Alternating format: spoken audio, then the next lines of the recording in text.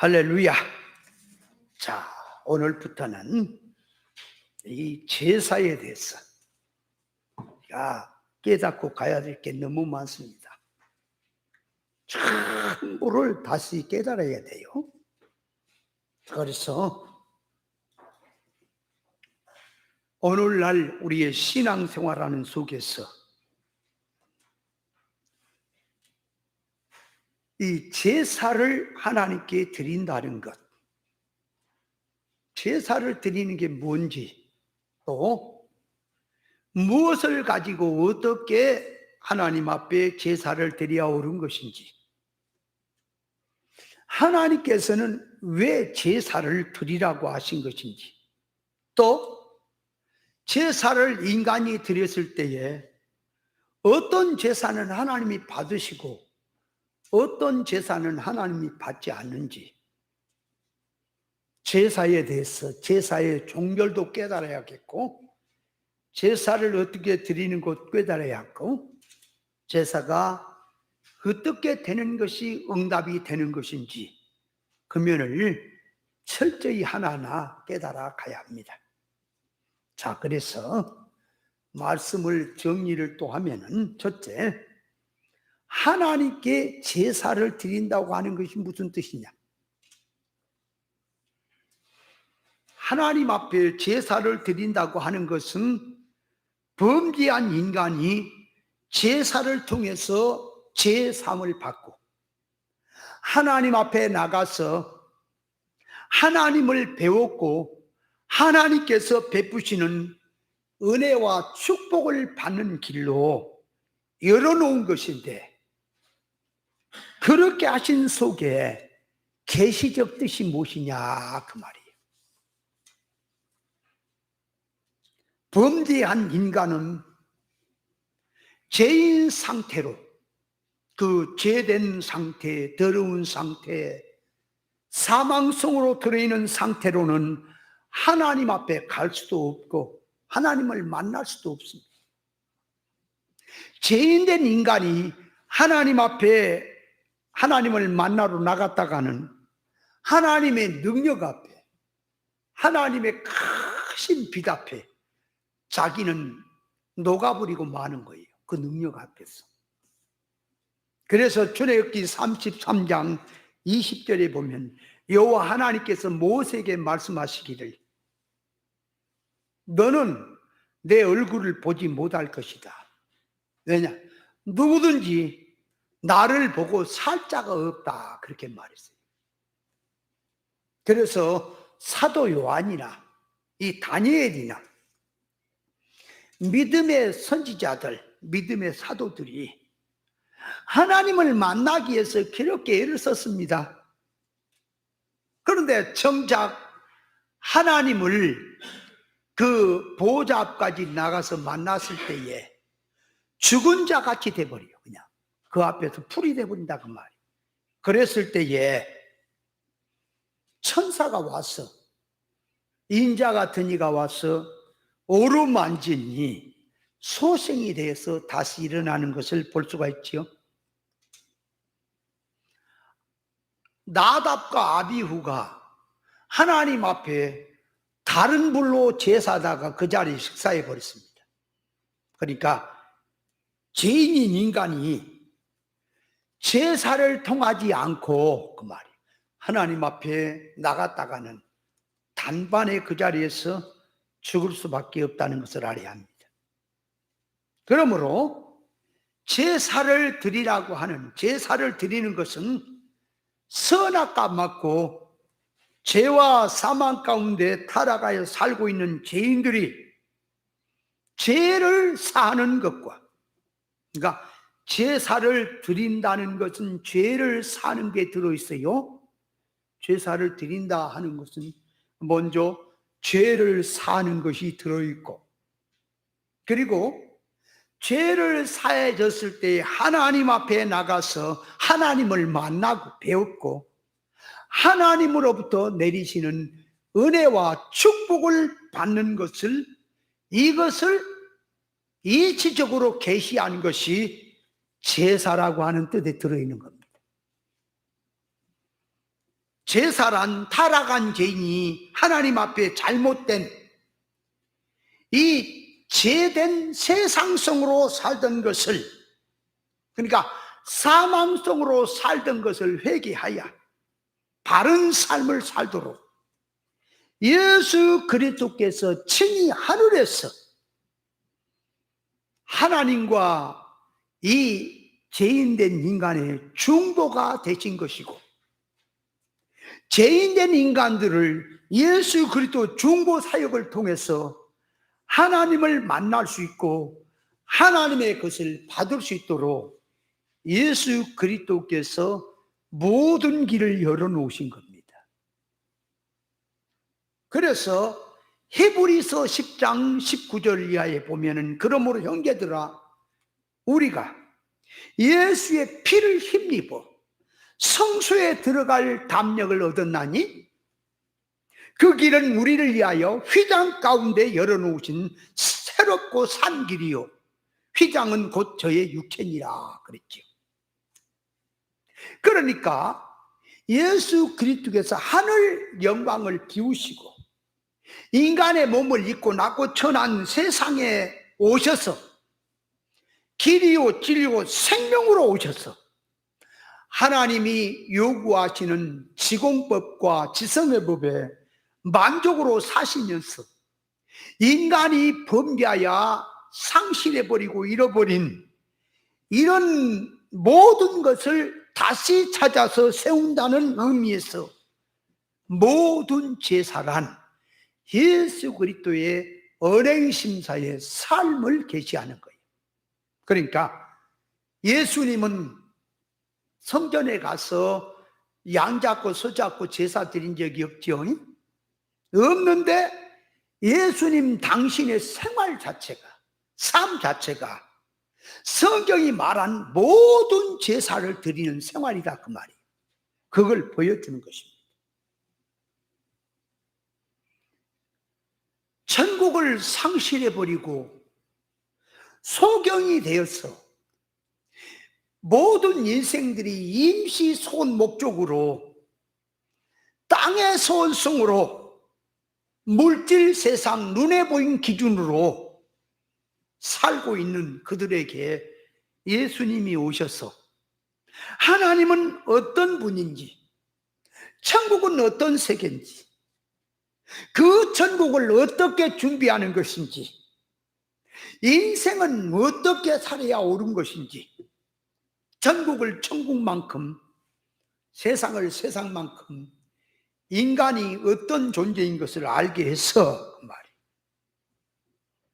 무엇이 인생의 참 길이며 생명의 길이며 무엇을 어떻게 해야 너희가 하나님 앞에 나가서 천국을 준비해서 후사로서 부족함이 없는 사람이 되겠는지, 이것을 낱낱이 당신이 오셔서 밝히시고 길을 열으시고, 그래서 십자가상에서 천부를 이루시고 죽으시고 우리를 구원하신 겁니다.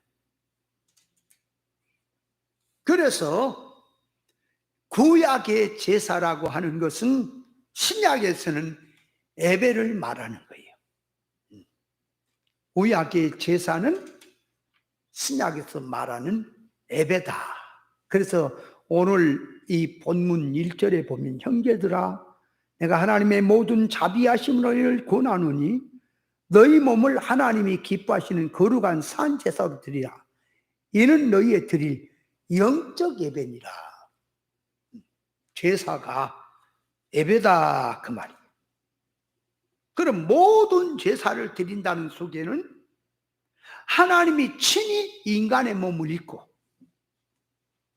인간 가운데 오셔서 33년 동안을 하나님의 지공법대로 만족으로 사시고 십자가상에서 천부를 이루시는 자체가 하나님 앞에 성경이 말한 제사를 드리라고 하는 것을 예수님이 다 이루신 거다 그 말이에요. 이게 제사를 드리는 거예요. 길이요 진리요 생명된 주님으로 말미암아 그래서 죄가 사해지고 하나님 앞에 나가서 하나님의 은혜와 축복을 받을 수 있는 길을 주님이 열어놨다. 제사를 통해서 그걸 받는다. 같은 의미가 되는 것입니다. 죄인들이 하나님 앞에 갈 수가 없어요. 죄인은. 그래서 구약에는 짐승을 제물로 삼아서, 그러니까 짐승에다가 이게 손을 얹어서 내 백성들의 죄를 전가를 시킵니다. 짐승에다가. 그러면 짐승이 내 죄를 짊어지고 죽어요. 하나님 앞에 죽는다. 내 대신 내가 죽어야 될 그 짐승이 죽는다, 그 말이에요. 그러면 짐승이 대신 죽었으니 나는 죄가 하나님 앞에 사해진 거지요? 그걸 계시한다. 그러면 그것이 뭐냐? 무슨 짐승이 우리 죄를 짊어지고 뭐 짐승이 우리 죄를 대신할 수는 없는 거예요. 모든 인생의 죄는 예수 피로만 속해지는 거다. 구약이든 신약이든. 짐승의 피로서 죄가 속해진다고 하는 것은 그건 이단이에요. 그러면 성경에서 왜 짐승의 피로서 죄가 속해진다 그러냐니까 그것이 예표로서 비유란 말이에요. 그 짐승이 예수 그리스도를 상징하는 거예요. 그 상징성이. 그러니까 자, 구약에 보세요. 구약에 신약이나 구약이나 모든 인생이 구원받는 건 뭘로 구원받는다 그랬어요? 예수를 믿음으로 구원이란 말이에요. 구약에는 율법을 지켜야 구원이고 신약에는 예수 믿어야 구원이란 말이 아니라 신약이든 구약이든 예수 믿어 구원이다 그 말이에요. 그러면 구약에는 예수님이 오시지 않았는데 어떻게 예수를 믿는단 말이냐 그 말이에요. 그래서 사람의 이 머리가 시공간성으로 생각을 하니까 그래요. 영적으로 들어가면 시공간을 초월하는 겁니다. 그래서 자, 영적 개념으로 들어가면 신약의 성도는 오신 메시아, 마리아의 몸을 입고 오셔서 33년 사시고 이 우리 죄를 위해 십자가에 죽으시고 부활 승천하신 그 오신 메시아를 믿는 거예요. 그러니까 예수님 직접 눈으로 안 봤잖아요. 영화로 보고 글로 보고 성경을 통해 보는 것은 그냥 말씀으로 깨달음으로 교훈으로 보는 거지 실제로 예수님 십자가에 죽은 거 안 봤잖아요. 그런데 말씀을 통해서 그분이 와서 행하신 것을 그대로 기록되어 있기 때문에 그걸 믿는 거예요. 그래서 신약의 성도는 오신 메시아를 믿고 구원이고 그 말이에요. 그럼 구약의 성도는 예수님이 안 왔는데 뭘 예수를 믿냐 그 말이에요. 그러니까 구약에서 예를 들어서 선지자가 와서 제사장이 와서 자 구약 성도에게 말합니다. 앞으로 메시아라고 하는 구세주가 처녀의 몸을 통해서 나실 것이다. 그분이 오셔서 33년 동안에 하나님이 요구하신 지공법대로 만족으로 사시고 십자가에서 우리 죄를 위해 죽을 것이다. 그러니까 그 오실 메시아가 너의 구원이니 지금 그분을 믿어라 바라보고. 그러니까 그렇게 이제 구약의 성도가 오실 메시아를 보고 믿는 것이냐 오신 메시아를 믿는 것이나 믿고 가는 것은 같은 겁니다. 그러므로 구약의 성도든 신약의 성도든 뭘로 구원받는다고요? 예수 믿어 구원이라고요. 그러면 다른 게 뭐죠? 구약의 성도는 오실 메시아를 놓고 믿는 거고 신약의 성도는 오신 메시아를 보고 믿는 것만 다르지 그 질은 같다 그 말이에요. 그렇다면 자 예수를 믿음으로 구원받는다라고 하는 것은 예수님의 십자가에서 행하신 일이 세 가지 효력을 발생한다 그랬지요. 하나는 예수님이 우리 인간이 죄를 지으면 죄값은 사망이지요. 그러니까 누구든지 죄를 지었느냐 죽는다 그 말이에요. 그러니까 예수님이 오셔서 네가 죽어야 될 죄를 내가 대신 죽으마. 그런데 예수님이 대신 형벌을 받는 것이다 그 말이에요. 십자가에 죽으시면. 그래서 내가 죽어야 될 걸 예수님이 죽는 것을 대형이라, 대형을 받아, 대신 형벌을 받았다. 그러면 그렇게 말해서 구원받는 게 아니고, 그건 죄를 이제 해결했으니까 죄인은 아니지요. 그렇다고 의를 행한 것도 아니에요. 의인도 아니지요. 그럼 무죄인의 상태가 되는 거지요. 그러면 천국에 들어가려면 죄가 없는 자가 천국에 들어가는 거예요? 의를 행하는 자가 들어가는 거예요? 의를 행해야 들어가죠? 그러니까 예수님이 십자가상에서 두 번째 행하시는 것은 대신 의를 이루실 거다. 내가 이루어야 될 의를 주님이 대신 이루셨다 그 말이에요. 그걸 갖다가 신학적으로 칭의라 그런다. 칭의라. 대신 이루셨다. 그걸 갖다가 대행이라. 그러면 이제 자, 죄를 사했지, 대신 의를 이루었으니까, 의인이 됐으니까 이제 하늘나라 들어갈 수 있지요. 그런데 아직 죄와 허물로 죽어있죠, 영이. 그래서 주님이 이제는 십자가에서 죽으시고 부활하심으로 말미암아 내 죽었던 영을, 죽었던 내 상태를 중보 새 생명으로 살려야 천국에 내가 들어가기 때문에 대신 주님이 사시는 거예요. 대생이라. 그래서 자, 사제칭이 새 생명이라. 이 말을 다르게 말하면 대형, 대행, 대생이라. 십자가상에서 이 세 가지 효력을 발생하여, 그래서 그 주님이 구원의 옷을 만들어 놓은 것을 그 말이에요. 성령이 그 옷을 갖고 오셔서 감동 감화를 줘서 내게 입혔을 때에 내가 살아나는 겁니다. 천국으로 들어가는 사람이 된다 그 말. 그렇게 구원이 되는 거예요. 자, 그러므로 신약의 사람이든 구약의 사람이든 어떤 존재가 죄를 해결하는 길은 그 말이에요. 예수 피밖에 없다 그 말이에요. 예수 피밖에 없다. 구약의 사람도 죄를 해결하는 것은 예수 피요, 신약의 사람도 죄를 해결하는 거 예수 피밖에 없다 그 말이에요. 그러면 구약 성도들이 자기 죄를 양에게, 짐승에게 전가를 시켜서 그 짐승이 대신 죄를 지고 죽어버려. 내 죄를 대신 졌다 그 말이에요. 그건 비유라 그 말이에요. 구약에는 짐승에다가 해서 짐승이 대신 죽었고, 신약에는 예수가 우리 대신 죽었다는 말이 아니라, 구약에는 예수님이 안 왔지요. 그러니까 예표로 앞으로 오셔서 내 죄를 위해서 죽으실 것을 예표로 짐승으로 비유를 해서 그 짐승의 속을 떠들면 예수예요. 예수님이 내 죄를 지고 담당하시고 해결한다고 하는 그 계시가 짐승의 그 재물 속에 들어있는 거예요. 그걸 지금 성경이 계시하고 있다 그 말이에요.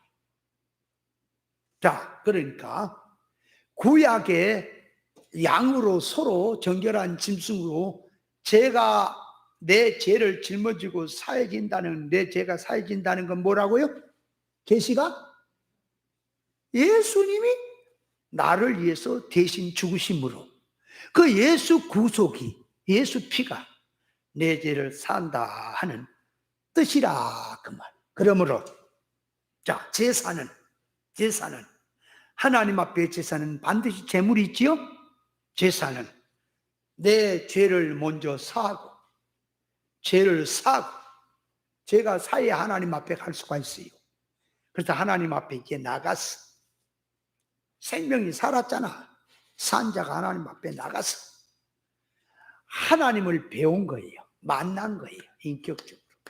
만나서 하나님이 은혜와 축복을 내리시는 거예요. 그걸 받게 하는 제도가 제사를 드리게 한 제도다, 그 말이에요. 이해돼? 이 제사란 의미부터 이해를 해야 합니다. 진리가 아니면 죽었다 깨나도 비슷하게 말을 해도 뜻을 몰라요. 엉뚱한 소리 맞지. 자, 그래서 내가 죄값으로 죽을 것을 내 대신 예수께서 친히 십자가에 죽으심으로 우리의 죄가 씻어지는 것을 짐승으로 이제 내 죄를 증가시킨다고 하는 계시적 뜻이 들어있는 것이고, 죄가 사해졌다라고 하는 것은 기본구원 차원에서 예수님이 담당하신 것입니다. 자, 그렇다면 죄라고 하는 게 뭐라 그랬어요? 죄. 네? 죄도 계시가 아니면 죽었다 깨라도 몰라요. 죄는 하나님을 믿지 않는 게 죄라 그랬죠? 그죠? 하나님을 모르는 게 죄요. 그러니까 죄라고 하는 것은 하나님의 의사 적중을 놓고 하나님의 의사 적중에 맞지 않는 지식이라든지 소원성이라든지 사고방식이라든지 모든 언행심사는 다 죄로 들어가는 거예요. 죄가 뭐라고요? 모든 행동 활동하기 전에 죄란 하나님의 의사 적중에 뜻에서 빗나간 거, 맞지 않는 거, 이질되고 대립된 거 전부 죄와 악으로 들어간다 그 말이에요. 그러면 죄가 사해지는 건 뭐지요? 행동 활동하는 건 수단이에요. 죄가 사해지는 것은 하나님의 의사에 따라 맞추는 거예요. 회개한다는 말이에요. 그러면 선악과 먹은 지식으로 살고 있는 자가 생명과 지식으로 바꾸는 것이 죄가 사해지는 것이고요. 맞습니까? 유기주로 세상 위주로 사망성으로 살고 있는 자가 사망 자리에서 생명의 자리로, 유기주로 살던 그 사고방식에서 영위주로, 세상 위주로 살던 자리에서 천국 위주로, 인조사랑으로 살던 자리에서 신조사랑으로, 땅의 복음 비진리로 살던 자리에서 천국복음 진리 본질 사상으로 돌이키는 것이 죄가 사해지는 거다 그 말이에요. 그러면 죄라고 하는 건 그러므로 깨닫지 못하면, 죄가 뭔지를 못하면 죄를 회개가 안 되는 것이다 그 말이에요. 그럼 교회가 죄를 회개하자 얘기할 때에 죄라고 하는 것을 회개하는 것이 종별의 회개가 있고 방향의 회개가 있다 그랬죠? 방향의 회개는 지식 전환이라 하나님 앞에 성질 소원성 전환하는 거다. 선악과 보고 땅의 손으로 두더지처럼 물질 사고 방식으로 살던 것을 이제는 그 자리에 돌이켜서 네 생각과 소원성 모든 지식을 바꿔서 하나님의 의사에 맞춰라. 그러므로 예수님이 유대사에 오셔서 회개하라고 외치신 것은 메타노니에테, 그러니까 메타노니아라는 말은 회개란 방향전환이란 말인데, 메타노니에테 하는 헬라어의 뜻은 네가 하고 있는 언행심사를 돌이켜라고 하는 속에는, 그 안에는 하나님에 대한 사고방식, 하나님에 대한 이해, 타락된 지식의 속성을 바꿔라. 이것부터 바꾸자. 바꾸고 기도를 해도 하고 바꾸고 제사를 드려도 하자. 그렇게 하라고 하는 것이 예수님이 죄를 회개하라고 하는 뜻입니다. 그러므로 죄 사함이 된다는 것은 진리 이치를 듣고 진리 옳은 이치에 의해서 하나님의 의사를 깨닫고 하나님의 의사에다가 내 소원을 맞추는 것, 내 의사를 맞추는 것, 내 모든 뜻을 맞추는 것이 맞춰진 것만큼 죄는 사해지는 거예요. 이해돼요? 인율권 차원에서 제3의 뜻을 세밀하게 들어가면 타락한 인간의 것으로는 안 되기 때문에 예수님이 하늘에서 오신 거예요. 그럼 보세요.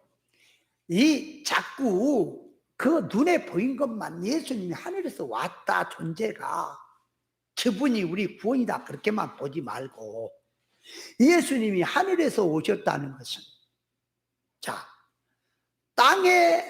땅에서 사는 사람, 그러면 땅에 사는 사람들의 지식이 있고 소원이 있고 뜻이 있고 모든 삶의 언행심사가 있지요. 땅의 사람들. 그럼 땅의 사람들은 전부 타락하여 하나님 앞에 범죄해서 선악과 먹은 사고방식으로 살고 있지요.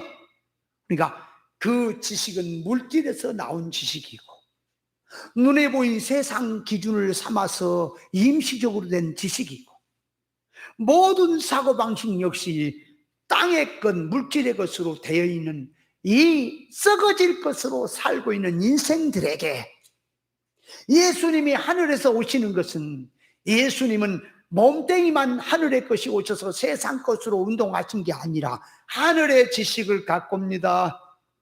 하늘의 소원성을 갖고 와요. 하늘의 빛을 갖고 와요. 하늘의 것을 가지고 와서 인생들에게 타락한 인간의 것과 믹서해서 짬뽕 시키는 게 아니라 너희들은 너희 것을 회개하고 내가 너희에게 준 것을 받아라. 그래서 예수님이 가르치신 것을 교회가 받고 인간의 것이 아무리 좋고 비슷하다 할지라도 버리고 회개하고 주님의 말씀을 받고 주님의 뜻을 받고 주님의 것을 받아서 힘들고 어렵고 고통스러워도 바꿔라. 그것이 생명이고 죄가 사해지는 거다. 그런데요, 인간들이요 타락한 지식에 살고 있지요. 세상 물질 소원성에 따라 크고 작니 많니 부자니 가난니 성공이 실패냐고 살고 있죠. 먹던 것이 세상 것이며 소원이 물질의 것이며 모든 사고가 임시 것으로 살고 있는 자들에게 천국의 것을 갖고 와서 바꾸려니까 이것이 해산의 수고란 말입니다. 힘들다 그 말이에요. 지식부터 힘들고 바꾸기가 그 속성을 바꾸기가 죽어야 바꿔지는 것이다 말이에요. 버려야 바꿔진단 말이에요. 그래서 부자 청년에게도 예수님이 하신 말씀이 그러니까 영생에 대해서 알기를 원해서 왔을 때 예수님이 부자 청년에게는 너의 재물을 가난한 데 팔아 줘불고 날 따라오라. 얼마나 어려워요. 재물 가지고 있는 것 갖고 주여 따르면 안 되겠습니까? 아니, 안 되는 거예요. 네가 가지고 살던 소원성 사고방식을 바꾸라 그 말. 그렇다고 해서 재물 싹 다 때려 치워버리고 바꿔버리고 그냥 주님만 호를 단순 따른다는 말이 아니라 사고방식, 소원성, 지식 모든 성질을 바꿔서 하자 그 말이에요. 바꿔서 땅의 것으로 살던 네가 이제 하늘의 것으로 바꿔서 살자 그 말이에요. 그것이 지금 주님이 와서 가르치는 거예요. 성장구원 차원에서 예수 그리스도가 하늘에서 오셨고 타락한 인간들은 땅에 살고 있고 예수님은 하늘에서 오시면서 하늘의 기준, 척도, 하늘의 지식, 진리 지식, 하늘의 소원성을 가지고 오셔서 선악과 먹고 타락하야 세상 것밖에 모르고 살고 있는 인생들에게 하늘의 지식, 하늘의 소망, 하늘의 실상의 척도를 가지고 그걸 가르치고 그래서 육으로 살던 자를 영으로 살게 하고 세상 목적으로 네가 살고 있느냐? 그거는 썩어진다. 아무리 많아도 솔로몬처럼 가져도 헛것이다. 이제 천국의 것으로 살자. 임시 것으로 살고 있느냐? 현상의 것 살고 있느냐? 실상의 것으로 바꿔 살자. 그래서 예수님이 오셔서 하늘의 지식으로 가르쳤다 그 말. 그렇다면 오늘날 교회가 목사님들이나 성경을 가르치는 사람이나 종들이나 자기가 가진 지식, 자기가 가진 사고방식이 아무리 기발나고 좋은 거라도 다 버리란 말이야. 다 버려. 원래 신학교 가면 그것부터 버리게 했어. 이제 하늘의 것으로 바꿔져서 지식이 바꿔지고 손성이 바꿔지고 모든 사고방식이 바꿔져서 주의 종으로 세워져 나와야 되는데 신학교부터 세상이라. 세상 속으로 들어있어 신학교가. 거기 들어가면은 세상 야망을 가지고 이것저것 해먹다가 목사하는 것이 영광스럽게 된다고 해서 끄역끄역 그 신학교 들어갔어.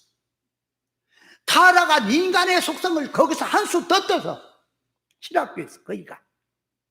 그래서 목사 한 수 주어서 세상 야망꾼들을 만들고 있는 것이 타락한 세상이다 그 말이야. 바꿔야 되겠는데. 인간들이 접하고 살고 쓰고 있는 모든 언어, 문자, 용어, 사건 보이는 것을 통해서 하늘의 사고방식으로 바꾸자. 그래서 주님의 뜻을 알고 바로 느낀다면 성경을 보면서 하나님의 말씀을 대하면서 인간, 문자, 사건, 역사 모두 눈에 보인 것들을 통하여 그 안에 감추어 있는 하나님의 의사를 발견하고 영 잘 되게 하는 뜻을 발견해서 땅으로 살던 것을 하늘의 것으로 바꾸는 삶으로 들어가야 되겠는데 여전히 예수 믿는다는 것은 불신자와 똑같은데 믿는다는 것만 다르지 소원성이나 성질이나 사고방식은 불신자고 똑같이 땅에다가 놔두고 하나님의 능력을 운운하고 믿음을 운운해서 세상 운동하고 있는 것이 말세에 타락한 세상 교회이며 믿음이 없는 시대라는 사실을 깨달아야 할 것입니다. 그래서 예수님이 오셔서 자 보세요. 타락한 인간은 그 말이에요. 타락한 인간은 선악과 먹고 유기주로 세상 위주로 살면서 사랑한 자를 사랑하고 미워한 자를 미워하고 오는 정 가는 정으로 너희들은 살았지? 나는 너에게 이제 가르친다니 이방 사람들이 선악과 먹고 타락한 가운데서 지조한 자 지조하고 미워한 자 미워하고 원수를 미워하고 아당부당하고 살았지? 너희들은 그렇게 살지 마라. 저렇게 살지 마라. 자, 내가 너에게 말한다.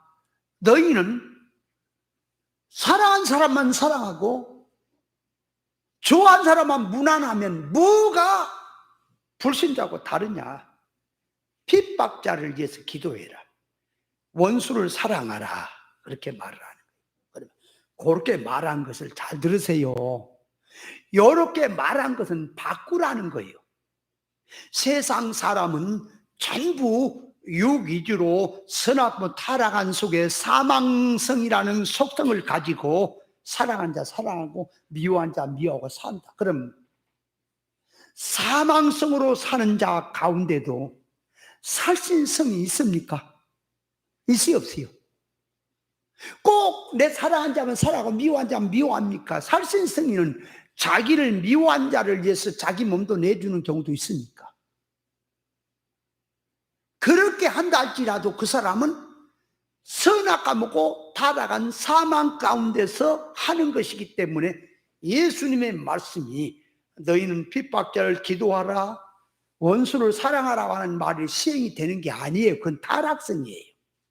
그러면 예수님이 자 핍박자를 위해서 기도하고 너희는 원수를 사랑하라고 하는 말은 그 말입니다. 선악과 먹고 타락한 인간들이 구물구물구물하고 세상성으로 살고 있지?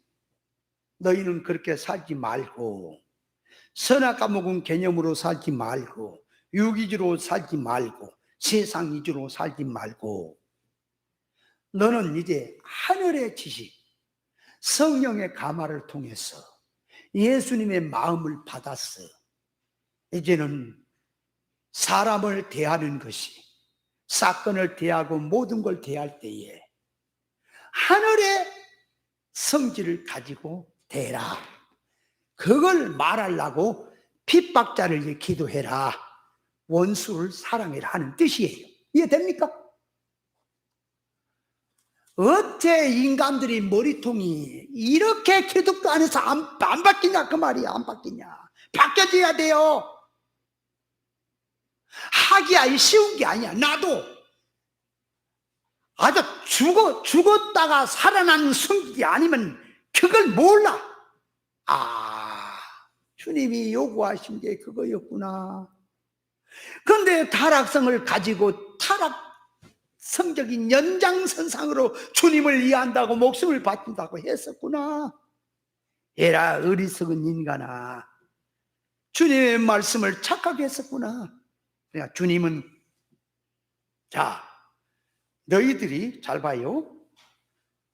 이방인들을 놓고 이방인들이 사랑한 자 사랑합니까? 미워한 자 미워합니까? 그런가 하면 이방인 중에도 살 수 있는 성이 있어 자기 몸을 내어준 사람도 있습니까? 그렇게 사는 것은 세상이고 사망이다. 너희는 그렇게 살지 말고 이제는 하늘의 사람으로, 하나님의 자녀로 천국 구원을 위해 사는데, 그걸 얘기하려니까 이제 핍박자를 기도해라, 원수를 사랑해라는 말을 쓰는 거예요. 바꿔서 하자고. 이해됩니까? 그런데 오늘날 교회가 그 말씀을 달랑 받았습니다. 그 구절을 받았습니다. 받아가지고 보통 사람들은 어느 정 가능정으로 살지만 예수 사랑 아가페를 가지고 원수까지 사랑해버리자, 그렇게 성경 용어를 씁니다. 그렇게 쓰는 것은 선악과목고 타락한 속성이라고요. 그 속성을 가지고 연장선상으로 하는 말이에요. 그렇게 하라는 게 아니에요. 바꿔서 하란 말이, 바꿔서. 그러니까 이게 타락성을 그대로 가지고는 성경 구절만 연져서 보통 사람은 어느 정도 간을 사는데 나는 원수까지 사랑이야. 그 자기 자식을 죽인 자를 양자 삼은 것이 아가페 사랑이고 사랑의 원자탄이라고. 무슨 사랑의 원자탄이야? 그 사랑이 불발탄이다. 사랑이란 말은 그런 게 아니라고요. 타락성의 연장선상으로 하는 게 아니라고요. 아가페 사랑에는 반드시 진리가 있어야 돼. 아가페 사랑은 진리를 가지고 진리를 깨닫게 했어. 하나님 앞에 죄된 자리에서 의인의 자리로 돌이키게 하는 사랑이 아가페 사랑인데, 여전히 내 목숨 다 살리고 살신성이처럼 한다 할지라도 죄인 그대로 있는데 하나님 앞에 가와요. 종교적으로만 떠들고 신앙 믿음으로 이제 하나님 앞에 의사적으로 보세요. 그게 생명이 되는가? 구원이 되는가? 질이 다른데 의사가 다른데. 그래서 주님은 바꿔서 하자는 거예요. 바꿔서 들어가야 죄가 사해지는 거예요. 아멘? 자, 그래서 죄사는 반드시 죄를 사고 하나님을 배우고 만나고 하나님 앞에 하나님의 것을, 은혜와 축복을 받는 제도가 제사라는 것을 통해서 길이 열렸다, 그 말. 제사라는 뜻을 이해했어요? 제사라는 뜻을 이해했냐고요? 이해를 바로 해야 돼요. 시간이 짧아도. 자, 두 번째로 갑니다. 그럼 하나님께서 제사를 드리라고 하는 뜻, 왜 하나님이 제사를 드리라고 할까? 그 말이에요. 제사라고 하는 것은 인류에게 제사할 때는 아담으로 시작한 인류가 노아 때 와서 멸망을 홍수로 받고 노아 가족으로 말미암아 인류가 퍼져나갑니다. 그래서 제사는 하나님께 드리는 제사로 되어 있던 것들이에요. 근데 인간이 자꾸 타락해서 점점 오면서 제사가 타락이 돼버려요. 하나님께만 해야 될 제사를 갖다가 우상 또 조상 다른 어떤 이런 미신적인 제사관으로 바뀐 거예요. 그래서 이 제사라고 하는 것은 그 말이에요. 아담이 하나님 앞에 드린 제사. 그 제사가 이어받고 후손으로 내려오죠. 내려오는 가운데 변질이 돼버려가지고 우상에게 제사하는 것이 돼버리고 조상에게 제사하는 것이 돼버린 거예요. 그래서 이방인들의 제사하는 것은 첫째가, 이방인들이 제사하는 것은 첫째가 신을 달래는 것. 신이 화가 나서 복을 안 준다 그 말. 그러니까 신을 달래서 복을 받기 위해서 그 말이에요. 제사를 하는 거예요. 그러니까 그건 정성이 들어가야죠. 정성이 부족하면 복을 안 줘버려요. 두 번째는 신을 매수하는 겁니다. 제사는. 그래서 정성들이 뇌물을 드렸을 때 신이 그 앞에서 꼼짝을 못해서 자기 소원을 들을 수밖에 없는 걸로 되어 있는 거예요. 그리고 세 번째는 이방인이 제사하는 것은 신을 인용해 먹는 겁니다.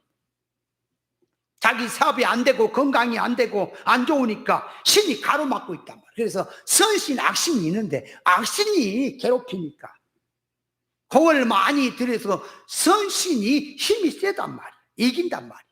그래서 선신에게 잘 보이면 악신을 물리치고 자기에게 이제 맡고 있던 저주, 가난 모든 것들이 다 물러가고 뚫려가지고 복이 된다는 이런 식으로 드려진 게 이방인의 제사관입니다. 그러면 성도가 드려야 될 제사는 어떤 것이요? 성도가 드려야 할 제사는 예배입니다.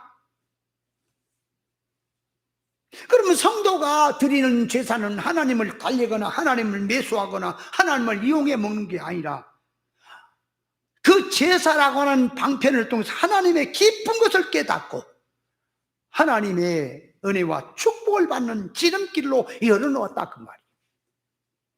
그래서 하나님 앞에 제사를 하나님이 하라고 하는 것은 당신이 뭐 부족합니까? 아니, 신이 완전한 영이시고 신인 하나님이 무슨 재물이 받아먹고 싶어서 그래요? 하나님 물질 필요 없어요. 재물도 필요 없어요. 아브라함에게 이삭을 바치라고 하는 게 모리아산에다 바치라고 뭐 사람 잡아먹으려고 하나님이 그런 게 아니고요. 아브라함을 시험했던 거지요. 그러니까 하나님께서 제사를 드리라고 하는 것은 당신에게 뭐가 필요하기 때문에 내게 뭘 바쳐라, 네가 뭘 해라는 게 아니라 하나님이 제사를 드리라고 하는 것은 그 제사란 매개체를 통해서 네가 제사함을 받고 내가 너에게 베푼 은혜와 축복을 받으시는 길이 제사다. 그러므로 제사를 드리라는 건 당신의 것을 주고 싶어서 하는 얘기다 그 말이에요. 그걸 알아야 할 것이다. 그래서 아브라함에게 모리아산에 이삭을 바치라고 하는 것이 그 이삭을 잡았어요? 시험한 거죠?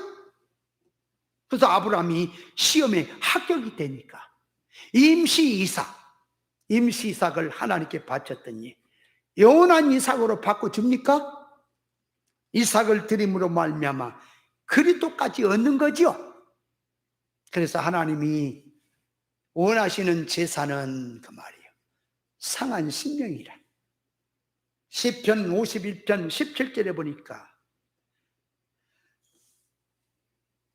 하나님께서 원하시는 제사는 그 말이에요. 상한 심령이라. 그럼 하나님이 원하신 제사가 상한 심령이란 말인데 상한 심령이 뭐냐 그 말이에요. 사람의 마음이 상했다 그 말. 상했다. 예를 들면 상했다는 말은 이 두 사람이 사랑하는데 뭘 자꾸 의견이 안 맞아가지고 팍 삐뚤어져 버렸어. 그러니까 마음이 상해버렸어. 상한 마음이라는 말이 뭐냐? 하나님이 원한 게 상한 마음이라는 게 뭐냐? 상한 마음은 두 가지. 하나는 세상을 마음대로 살고 싶은데 세상 것이 없었어. 세상 것이 없었어. 맨날 생활고에 시달리고 사건에 시달리고 사람 앞에 무시받고 하니까 마음이 상해 있어. 그러니까 자기 물질 세상 사는데 마음이 상한 게 하나 있고, 그 상한 것은 육의 마음이 상한 거. 하나는 하나님의 것이 내 속에 없다 그 말이야. 하나님의 것이 내 속에 없어. 하나님의 뜻대로 살고 싶은데, 하나님을 기쁘게 하고 싶은데, 하나님 앞에 믿음으로 살고 싶은데 믿음이 없다 보니까 맨날 사건마다 하나님 앞에서 세상 앞에 얻어 터지고, 상한 그 얻어 터진 걸 보고 남이 아니라 내 자신이 밉다 그 말이, 깨닫지 못한 나, 성장하지 못한 나를 보니까 영적으로 마음이 상해 있다 그 말이에요. 그래서 하나님은 상한 마음 그 말이에요. 꺼져가는 심지를 끄지 않고 상한 갈대를 꺾지 않는 하나님이다 그 말이에요. 그게 뭔 말이냐? 이 갈대처럼, 마음이 갈대처럼 하나님을 향하여 올라서서 곳곳이 서서 가야 되겠는데, 세상 이 바람이 부니까 이리 펄러 저 바람이 저리 펄러 가고 사는 이런 갈대 같은 마음. 그런데 그 마음 속에 하나님을 향하는 마음이 있다 그 말이에요. 그런 갈대 같은 마음이라 할지라도 하나님은 그런 조그마한 그 마음이라도 안 꺾어 그걸 잘하도록 하나님이 도운다 그 말이에요. 꺼져가는 심지가 이제 기름이 다 떨어지고 불도 꼬독꼬독합니다. 바람 조금만 혹 꺼져버릴 판이야. 그 심지도 끄지 않아. 하나님은 뭔 말이냐? 믿음이 없고 세상으로 다 가버리고 없어. 믿음도 없어. 조금 바람 앞에 등불같이 조금 올라오는 그 믿음, 바로 살고자 하는 그 믿음, 마음, 요만큼만 있어도 하나님은 그 마음을 안 꺾는다 그 말이요. 안 끈다 그 말이요. 하나님은 옳은 마음 갖고 하나님의 뜻을 행하고자 하는 그 마음은 하나님이 통이한 마음을 받으신다고 하는 뜻을, 상한 갈대나 꺼져가는 심지를 끄지 않는 것을 말씀하고 있는 것입니다. 그러므로 상한 마음이 어떤 마음이요? 구원 이루지 못한 마음. 하나님의 뜻은 훤히 알고 있어. 이제 깨달으니까 이렇게 살아야 되고 저렇게 살아야 되고 다 알고 있는데 믿음이 없는 것이 문제입니까? 물질이 없고 시간이 있고 사건이 없는 겁니까? 믿음이 없는 겁니까? 신앙 정신이 없지요. 그래서 맨날 사건마다 넘어지고 얻어 터지고 하는 자신을 볼 때마다 마음이 상한다. 그래서 그 상한 마음을 갖고 하나님 앞에 기도합니다. 하나님이요, 나는 믿음이 없습니다.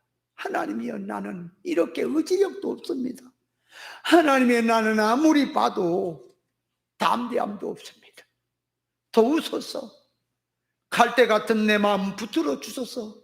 내가 하나님의 뜻대로 살고 싶습니다. 하루를 살다 가더라도 생명을 붙들고 살고 싶습니다 하는 그 마음이 상한 갈대와 같은 마음이요, 그 마음을 상한 마음이라고 말이요, 그 마음을 하나님이 받으시요, 그 상한 마음의 제사를 하나님이 받으신다고 하는 사실을 깨달으시기 바랍니다. 그걸 받으신 하나님이다.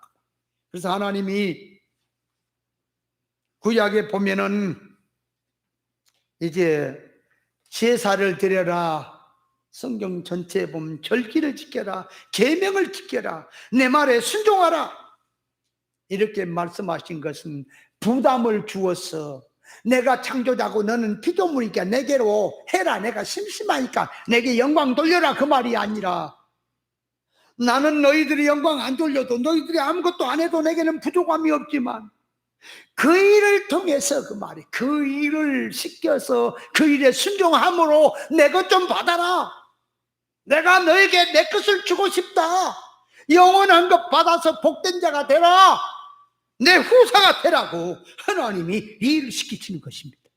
그러므로 주님께서 제사를 드려라 하는 것은 재물이라고 하는 건 표현이에요. 표면이에요. 표면이에요. 마음을 드려라 그 말이에요. 마음. 타락한 마음을 회개한 마음으로 하나님께 드려라. 옛사람으로 살던 속성을 새사람성으로 살아라. 그렇게 산 가운데서 나가는 언행심사 모든 것이 하나님이 받으신다. 그걸 산제사다. 그걸 드려라. 이렇게 말했던 것이거든. 근데 이 백성들이 말귀를 못 알아먹어. 그래가지고는 제사를 갖다 드립니다. 정성을 드립니다. 왜 드리냐 그러니까 복받기 위해서. 타락한 성질은 그대로 놔두고 복받기 위해서. 그래서 하나님 앞에 정성을 모아서 제사를 드려야 복이 된다. 축복을 받는다. 그래서 정성을 들여서 제사를 제물을 갖고 왔을 때에 선지자는 말합니다. 호세아 6장 6절에 보면 나는 인애를 원하고 제사를 원치 아니한다. 번제보다 하나님은 아는 것을 원하노라.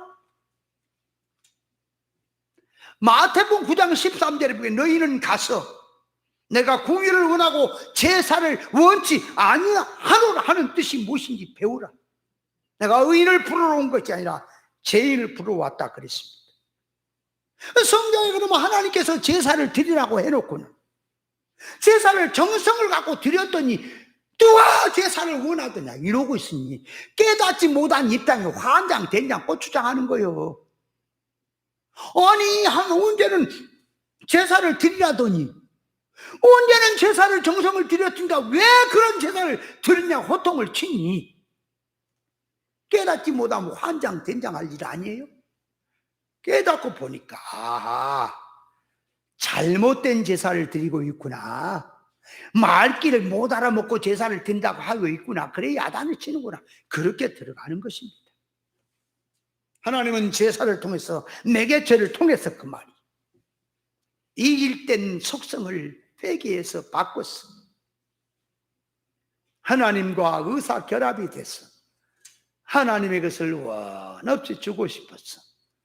네가 내게 오려면 제사를 드려라.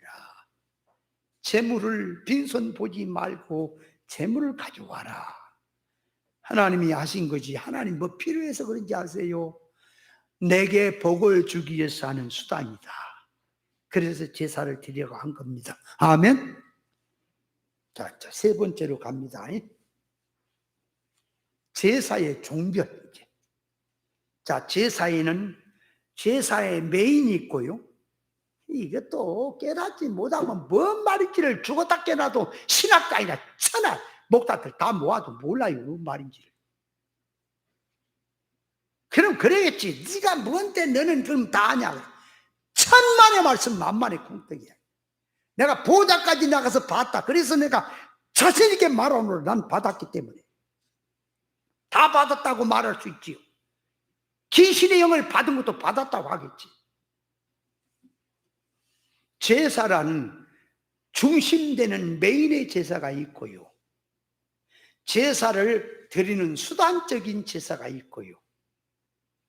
여러 가지 부수적인 제사가 있는 거예요. 제사는 반드시 알아야 돼. 그래서 메인이 되는 제사는 5대 제사입니다. 자, 먼저 번제, 그 다음에 소제, 그 다음에 화목제, 그 다음에 속건제, 속죄제, 다섯 번째가 속건제를 들어갑니다. 그러면 번제는 모든 것을 다 하나님 앞에 불태워 드리는 거죠. 소제는, 그러니까 번제는 피를 가지고 드리는 거예요. 번제에는 암것은 못 드려요. 수컷만 드려요. 힘 있는 거. 소제는 피를 갖고 드리는 게 아니라 곡식을 전부 가루로 맷돌에 갈아가지고 찌고 삶고 만들어서 하나님 앞에 드리는 거예요. 소제는. 화목제는 암컷 수컷으로 드리는 거예요. 화목제는. 그래서 화목제는 감사제라고 하는 거예요. 화목제. 속죄제는 뭐냐? 죄를 속하는 죄입니다. 죄를 지었느냐? 죄를 지은 것이 발견됐느냐? 그러면 제사를 드리는 건 속죄하는 제사. 다섯 번째 속건제는 허물이 발견됐을 때, 그 건자가 허물건자예요. 허물이 발견됐을 때, 그 말. 그 허물을 벗는 제사가 속건제예요. 그러면 자, 그 제사가 메인입니다. 수단적으로 이제 드리는 제사, 그 제사를 다섯 가지 제사를 가지고 하나님 앞에 드려질 때 어떤 방법으로 드리냐 할 때 화제가 있어. 화제는 불로 태워드리는 제사. 또 요제가 있어요. 요제는 흔들어서 드리는, 흔들어서. 왜 흔드는지. 흔들면 보세요.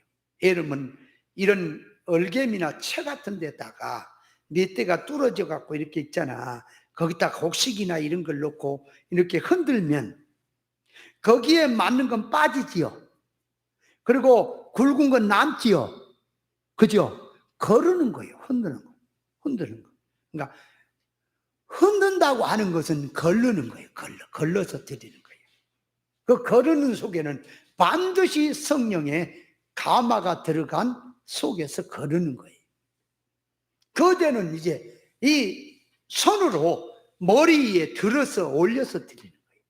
그러니까 땅의 차원에서 하늘 차원으로 올려서 드리는 거. 그게 거대입니다. 그러니까 드리는 것이 다 달라요. 그럼 관제라고 하는 게 관제란 말은 전제란 말인데, 전제를 드리다. 전제는 이 자기의 생명과 피를 희생물로 부어서 드리는 거.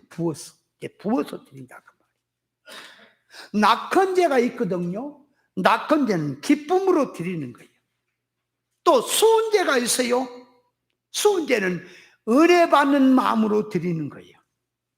또 상번제라고 하는 상번제가 있습니다. 그러니까 번제를 항상 드리는 제사가 상번제예요. 아침 저녁으로 드리는 거예요. 드릴 때 그 상번제를 드릴 때 그 말이에요. 다 달라.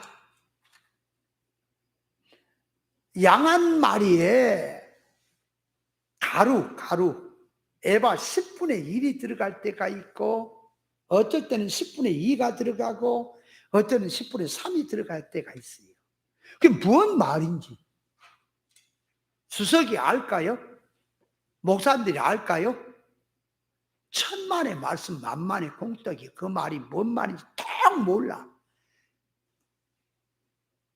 문둥병에 대해서, 문둥병은 진단을 할 때 피부가 이게 표면에 피부가 있는데 피부보다 우묵하게 들어간 자리가 곧 문둥병이다. 그렇게 들어.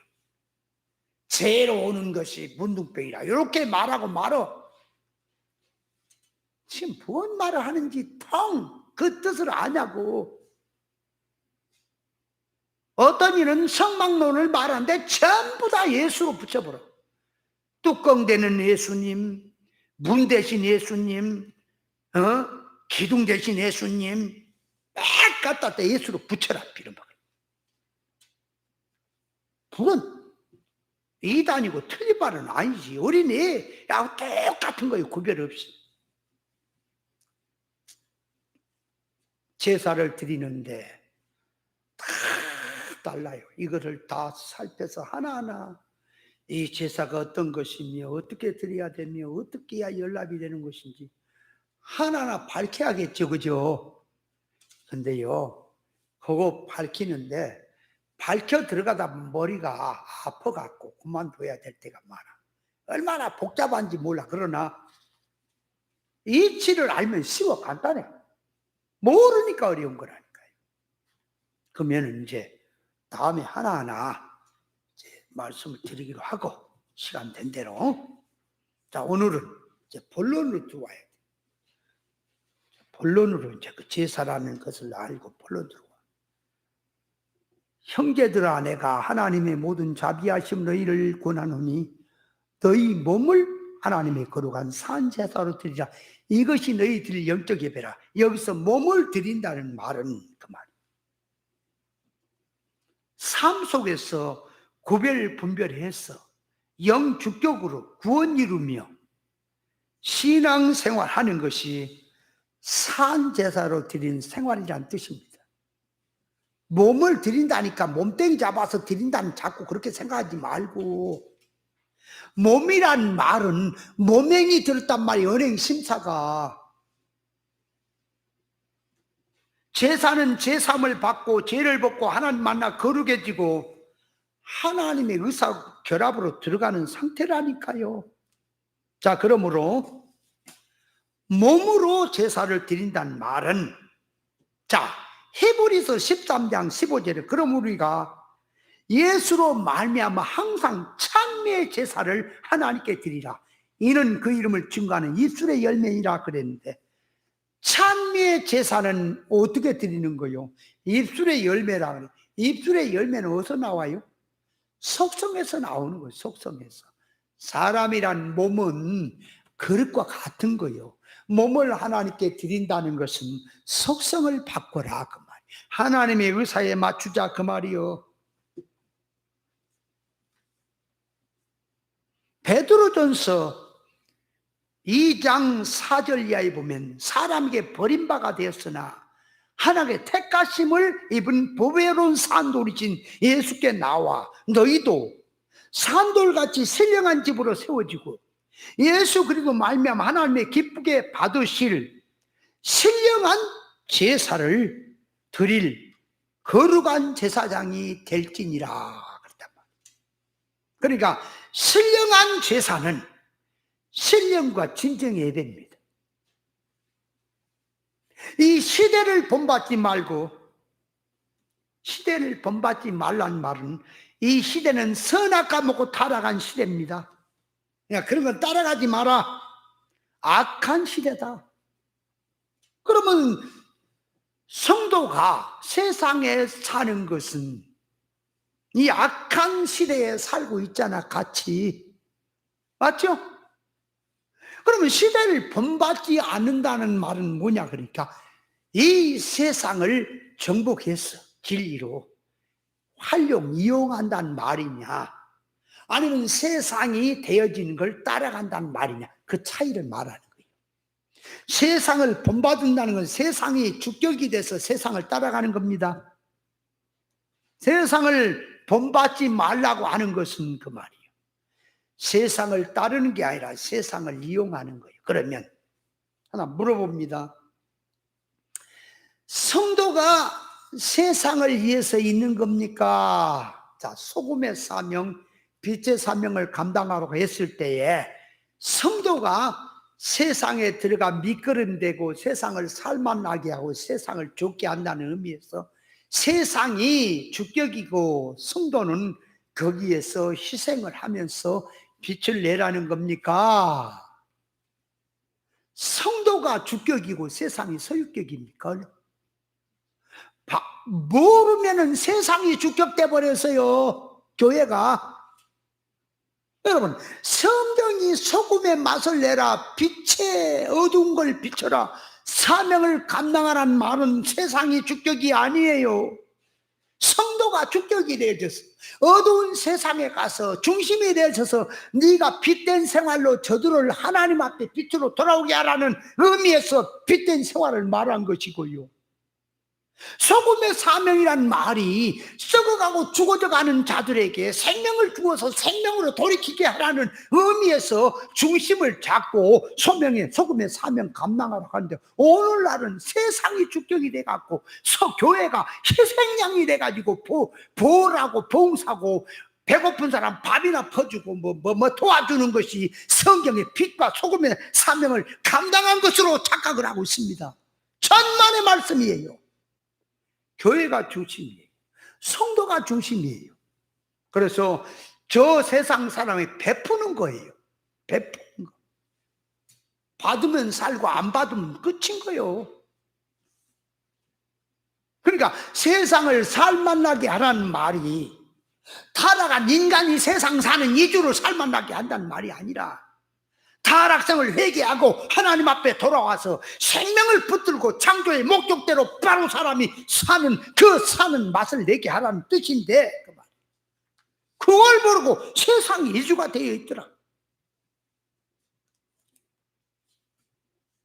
세상 따라가면 안 됩니다. 교회는 중심인 거예요. 자, 그래서 시대를 본받지 아니하고 마음이 변화를 받아서 새로움으로 변화를 받아. 마음이 변화를 받단 말이, 지난번에 우리가 말씀 들었지요? 마음과 뜻도 감찰한다 그랬죠?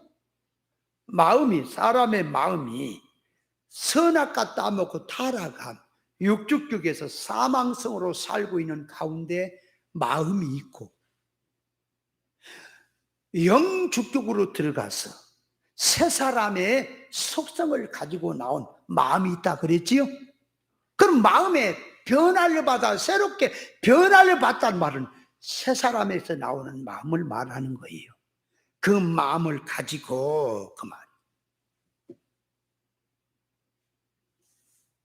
항상 하나님의 것으로 바꿔진 새로운 마음을 가지고 하나님의 선하시고 기뻐하시고 온전한 뜻이 무엇인지 분별하도록 하라 그랬대. 하나님이 선하시고 기뻐하시고 온전한 뜻이 뭐냐? 그러니까 데살로니가전서 4장 3절에 보면 하나님의 뜻은 이것이니 너의 거룩함이라. 거룩한 생활을 하게 하는 것이 하나님의 뜻입니다. 그럼 왜 거룩한 생활을 하게 하냐? 하나님이 거룩하니 너희도 거룩하라. 하나님의 뜻은 자녀들에게 천국을 주어서 천국의 후사로도 조금도 부족함이 없도록 세상 이용해서 영능의 실력 배양하라고 주신 것이, 그 일을 하게 하신 것이 하나님의 뜻입니다. 주님이 오셔서 하는 일도 그겁니다. 종교를 세워서 하는 일도 그겁니다. 성령이 성도들의 마음을 붙들고 하는 일도 그것입니다. 구별된 생활, 구별된 생활하는 것이 거룩한 산 생활이에요. 하나님 앞에 뜻을 이루는 것이요, 그렇게 들어가는 것이 산 제사의 생활임을 깨달으시기 바랍니다. 그러므로 제사를 드릴 때는 반드시 하나님 앞에 드리는 기준이 있습니다. 인간의 타락성으로는 안 됩니다. 인간의 세상 욕심을 가지고는 안 됩니다. 그건 죽어야 돼. 제사는 타락성을 죽이고 이성 없는 짐승성 같은 건 죽이고 새 사람으로 산자의 생활, 죽은 게 아니라 진리와 성령의 감화로 산자의 생활로 가는 것이, 그것이 하나님 앞에 드려지는 거룩한 산제사입니다. 아멘. 산제사는 누가 드린다 그랬어요? 산자가 드리는 겁니다. 죽은 자는 절대로 산제사를 못 드려. 죽은 것이 뭐요? 신앙. 진리 없이 믿는 건 죽었어요? 맞아요? 하늘의 것으로 바꿔지지 않고 믿는 거, 육의 성질로 믿는 것도 죽었죠? 죽은 자는 그래서 모르는 겁니다.